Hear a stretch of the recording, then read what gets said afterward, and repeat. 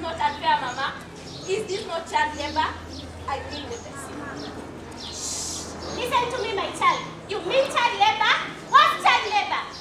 You know very well, I know very well you go to school, but I can stop it now. No payment of fees, no buying of books. I mean what I say. Okay, don't you know when I'll be a doctor, Mama? I'll be helping you in terms of finance. Don't you see it will be good? Give me ample time and you see the good fruits. Is it not marriage you are choosing for me? Is it? Is it? Is it? I mean what I say.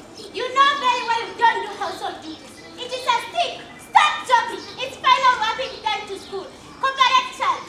Did your CRE teacher tell you of the commandment of obey your parents? Not forgetting the English at day. Charity begins at home. I mean what I say. I'm ready to cooperate with you, Mama. But be fair to me. Being my mother, it doesn't mean you mistreat me. I'll be very grateful if you buy for me books, pay my school fees, and meet my household tasks. I'll be very happy indeed. I mean what I say. Come closer, child. I need to talk to you. It's not a stick. Today is consideration and realizing what you should do. I know in future you'll be a prominent person. If not a doctor, a professor. And what about a pilot? I know you'll make it. I mean what I say. Education is the key to success. We are all focused on education.